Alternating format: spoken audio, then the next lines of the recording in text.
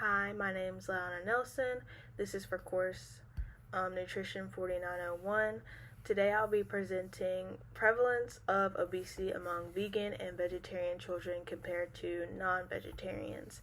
This topic is especially relevant as dietary choices continue to shift in the younger population now more than ever because everybody wants to be super healthy, which is good, and socially has a lot of effect on what the younger generation does now, and just body positivity, and everybody wants to be healthy, which is great. So let's get started. So some of the presentation objectives will be defining obesity and how it's measured in children. I'll also talk about describing prevalence of obesity among vegan, vegetarian, and non-vegetarian children. I will also examine the factor influencing body weight in plant-based versus omnivorous children. And I will provide base conclusions and recommendations for diet planning at the end.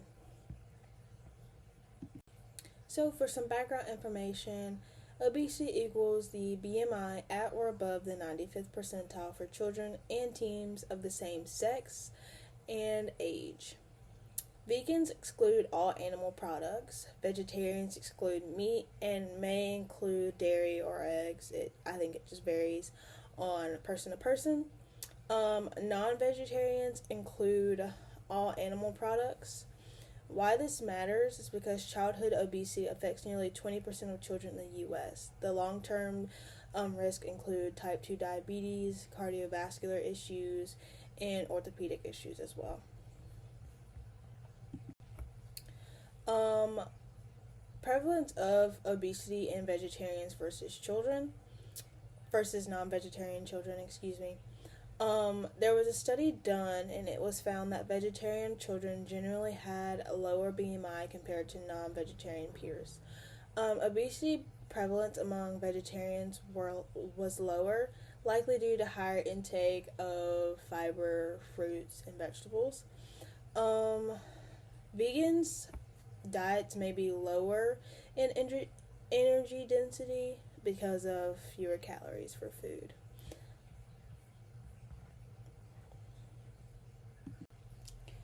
There was another study done for prevalence of obesity in vegan children. German study comparing the omnivorous, vegetarian, and vegan children from ages 6 to 18. Vegan children had the lowest average BMI and body fat percentage, which in the previous slide, that is maybe because of higher fiber intake, the calories in the food.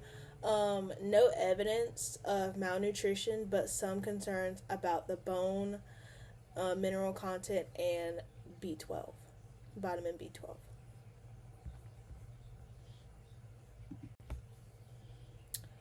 The data, there was another study overview. It includes 17 studies. Results show lower obesity risk in vegan and vegetarian children. Protective effects linked to higher fiber intake, reduced saturated fat, and plant-based proteins. Vegan diets can support healthy growth and body weight if well planned. Especially for children, if their parents are vegans themselves, it's pretty much set up a little bit easier for them because their parents are doing it, have already been through it, and can help lead them, on the right path if that's what they choose to do.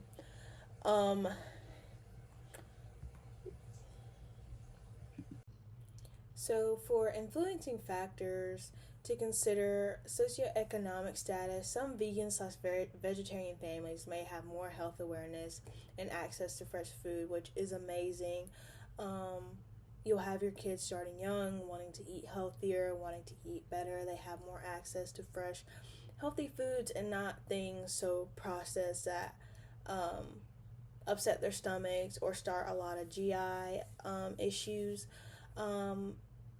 And that also goes along with parental influence. Parents choosing plant-based diets often model healthy habits, which also follow along to their children, and hopefully children that'll follow along to their friends, and they'll learn healthy habits because, at a young age, people have, younger friends have questions about what their friend is doing, so it'll just spread.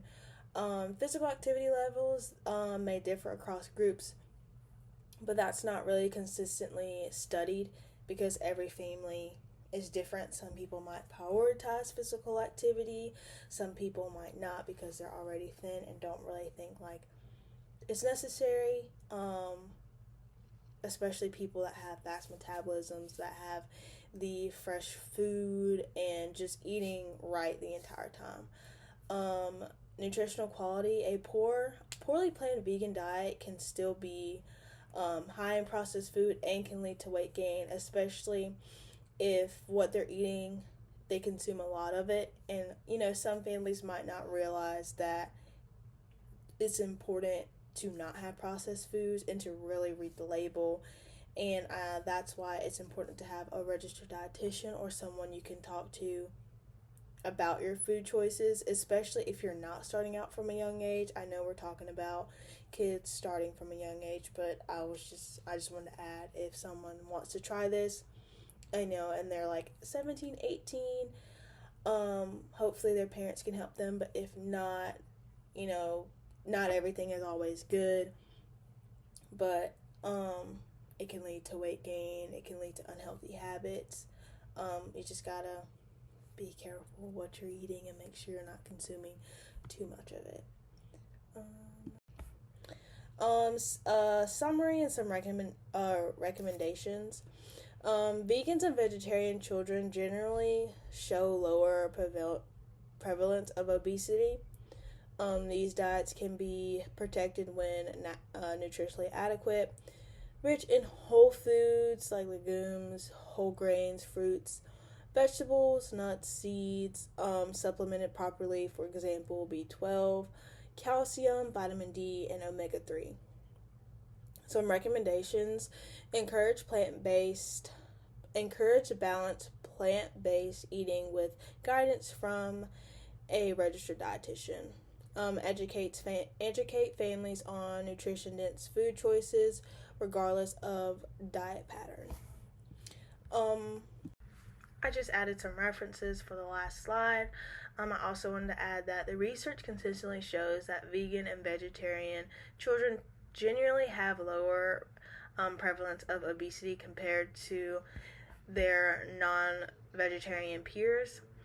This is largely attributed to the nutritional composition of plant-based diets, which are higher in fiber, vitamins, minerals, antioxidants, while lower in saturated fats, cholesterol, and processed foods. These dietary characteristics may contribute to a healthier body weight and improve their metabolic outcomes.